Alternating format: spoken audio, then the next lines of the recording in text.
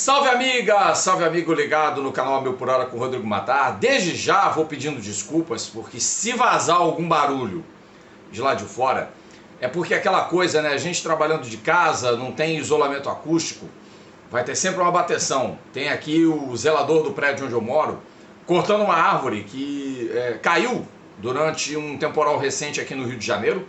E tem uma obra aqui por perto também, tá uma barulhada. Eita, quinta-feira que é dia de TBT, o dia do quadro de maior sucesso aqui do canal Mil por Hora com Rodrigo Matar, chegando para você com uma recordação das 2 e 4 rodas no Brasil e no exterior, sempre um fato marcante da história do esporte a motor.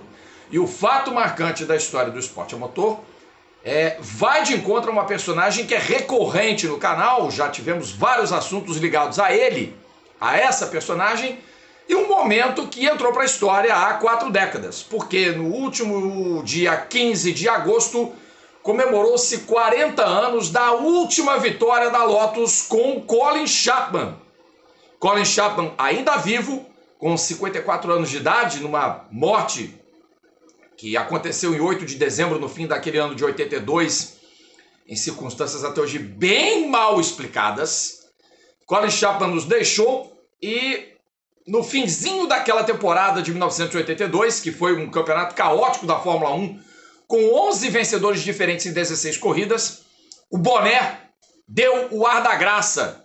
Pela última vez, a Lotus, que não vencia uma corrida desde 1978, com o Mario Andretti, no GP da Holanda, em Zandvoort, voltava a ganhar um GP em Zeltweg, no Grande Prêmio da Áustria, daquele ano de 1982. E foi um ano tão atípico, tão louco, que até as transmissões de Fórmula 1 do Brasil tinham um outro componente.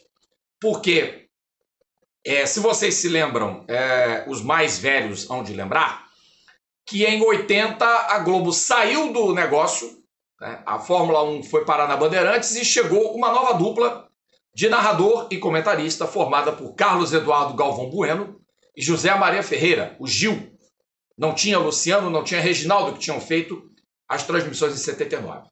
Ocorre que em 80 o Nelson Piquet foi vice-campeão, a despeito de uma temporada bem mais ou menos da Fittipaldi, mas melhor que, por exemplo, a McLaren, a Alfa Romeo e a Ferrari.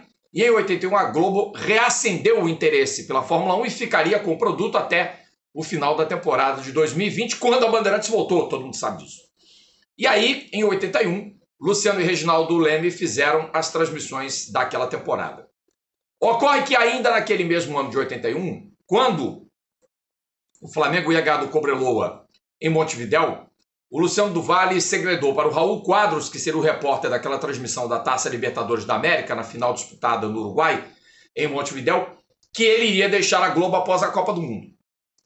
Mas o Galvão Bueno já tinha sido contratado, estreara narrando futebol, fez muitos jogos da Libertadores de 81, inclusive estreou uma vitória do Flamengo sobre o Jorge Wilstermann de Cochabamba, na Bolívia.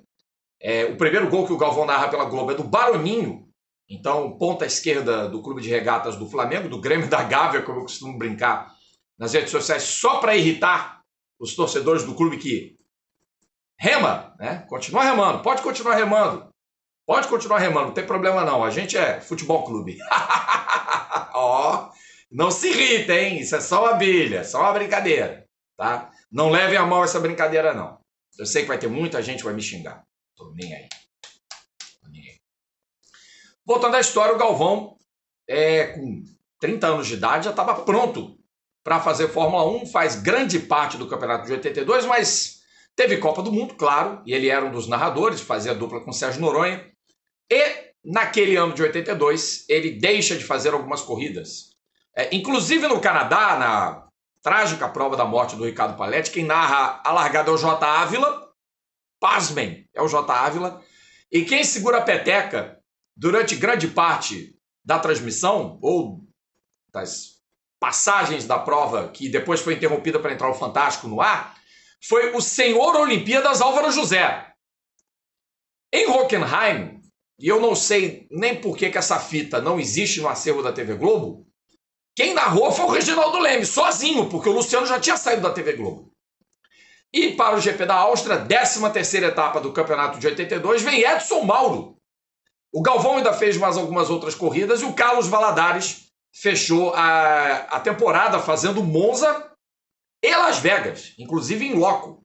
Foi o Carlos Valadares quem narrou a vitória do Michele Alboreto do Caesars Palace, naquela pífia pista onde o Piquet tinha sido campeão mundial em 81 e o Keck Rosberg seria em 82. Muito bem. Então, sobre a narração do danadinho Edson Mauro, nem sei se também chamam de danadinho, enfim, é o narrador do bingo nas transmissões de futebol. Edson que está em atividade até hoje, o alagoano Edson Mauro. Ele e Reginaldo Leme fizeram para a TV Globo em 15 de agosto de 82 a transmissão do GP da Áustria, que foi o primeiro em que a Brabham conseguiu fazer reabastecimentos com os dois carros, tanto o Nelson Piquet quanto o Ricardo Patrese, que liderou a maior parte das voltas das 53 até quebrar, por conta de um travamento do motor BMW, que jogou óleo nas rodas do carro e ele acabou rodando e saindo da pista austríaca. E, na sequência, quem domina a prova é o Prost. Mas a Renault, que ainda não era confiável, e em 83 seria um pouco mais, mas acabou perdendo o Campeonato Mundial para o Nelson Piquet por falta de confiabilidade, a Renault deixou o Prost na mão, faltando 4 voltas para o final por uma falha mecânica. E aí o Hélio De Angelis, que por herança era o segundo colocado numa corrida de tantas quebras, naquele momento só faltavam 7 carros na pista. De Angelis, Keck Rosberg, que também perseguia a primeira vitória dele na Fórmula 1, Jacques Lafitte com uma volta de atraso no Ligier Talbot, Patrick Tambay, que era quarto depois da quebra do Prost, após ter caído para 21º, numa primeira volta em que uns 5 ou 6 bateram, fora os abandonos iniciais, Lauda, que estava de volta à categoria por conta de pós-recuperação de um acidente em Hockenheim, que ele quebrara um pulso, Mauro Baldi com a Arrows e Chico Serra com o Fittipaldi F9, na melhor performance dele com o F9 naquele campeonato. E só o Prost foi classificado, claro, por número de voltas, mas já estava fora. E aí o final é uma carreira desabalada entre a Lotus número 11 e o Williams número 6, o De Angelis e o Keck Rosberg, os dois perseguindo a primeira vitória na Fórmula 1. O Hélio, o pianista, cuja morte completou 35 anos ano passado, era um piloto mais técnico e mais regular do que o Rosberg, era um piloto muito mais de garra, de agressividade e de velocidade. E naquele dia, a Williams tinha uma vantagem em relação ao Lotus 91. Estava carregada com menos combustível. Teoricamente, o tanque era livre, mas a Williams calculou melhor a capacidade do reservatório e o Keck tinha um carro teoricamente mais competitivo que o Lotus 91, um projeto de Colin Chapman, que Hélio De Angelis estava usando naquele campeonato de 1982 na dupla com o Nigel Mansell, que era o seu colega de equipe, então um piloto, um zero à esquerda. O De Angelis era a grande atração da Lotus. E o Hélio, o pianista, o príncipe negro, com aquela Lotus número 11, preta e dourada, John Player Special, com um discreto apoio da Perhouse naquela corrida, eu falei disso também no nosso TBT, sobre patrocínios incomuns na Fórmula 1, ele resiste à enorme pressão do Keck Rosberg e vence por 50 milésimos de segundo. Até aquela data, a chegada de Zellweger, da 13ª etapa do campeonato de 82, ela é a segunda mais apertada de todos os tempos, só perdia para o GP da Itália de 71, onde o Peter Getting derrotou por 10 milésimos ou 1 centésimo de segundo, se vocês quiserem ser menos preciosistas, 1 centésimo de segundo, ele derrotou o Ronnie Peterson na chegada em Monza. Monza sem chicanes, é bom lembrar. E Zellweger era uma pista velocíssima, médias horárias superiores a 230 km por hora.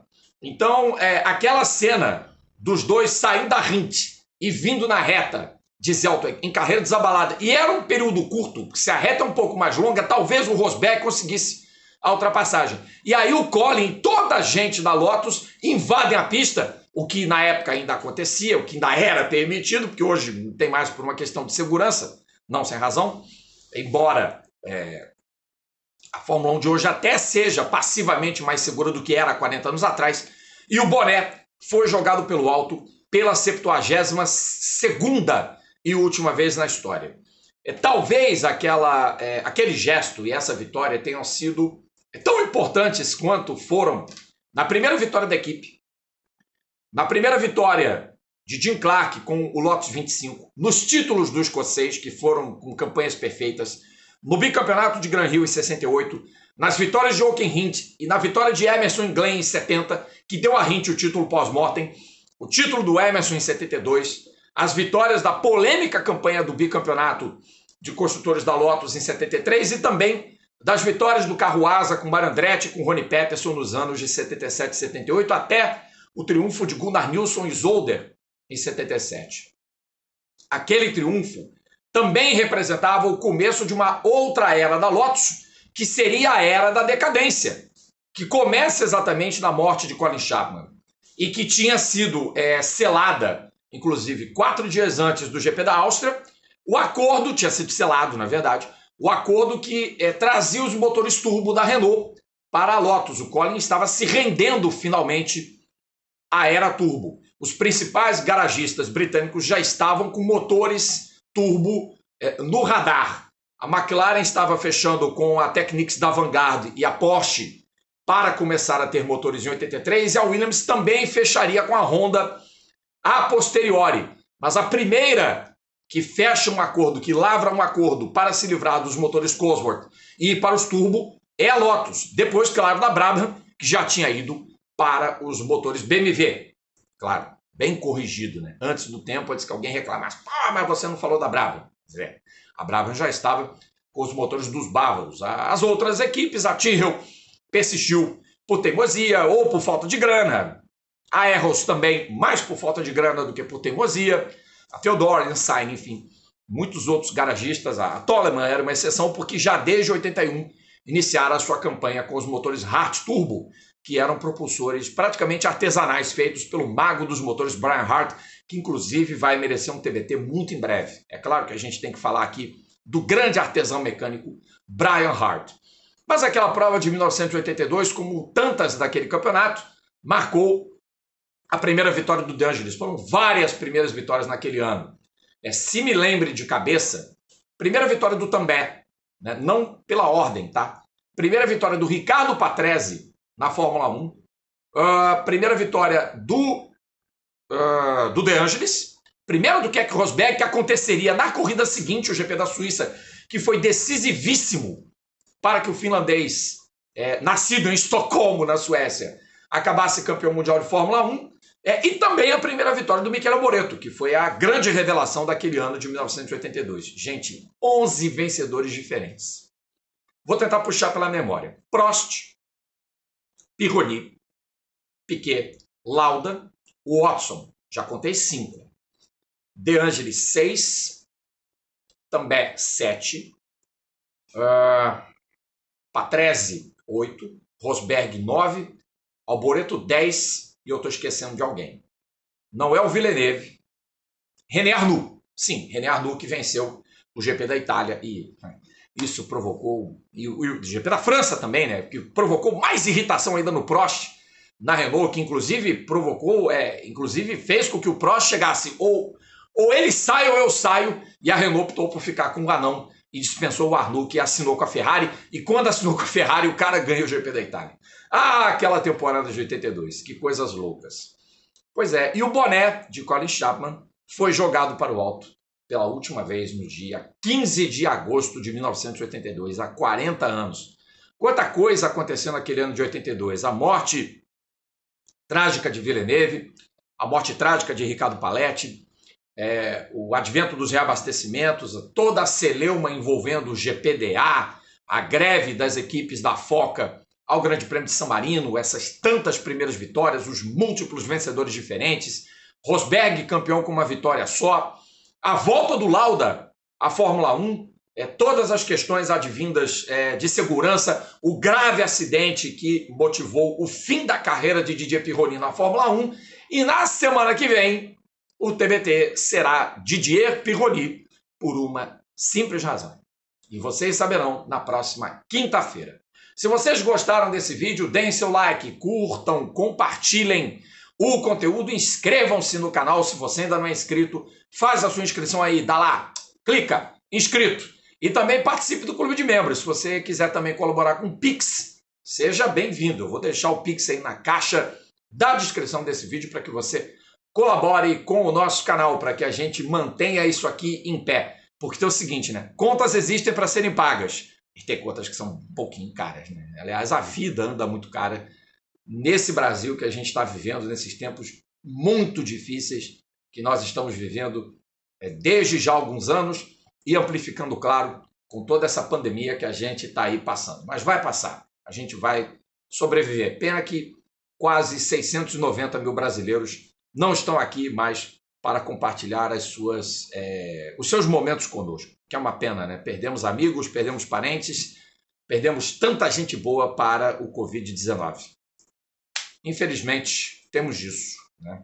Temos perdas, temos ganhos, temos lucros, e o lucro nosso de estarmos aqui é o de estar vivo, de estar sobrevivendo e de poder aqui compartilhar essas coisas com vocês. Voltamos na próxima quinta-feira com mais TBT aqui no A Mil por Hora com Rodrigo Matar. Tchau, tchau.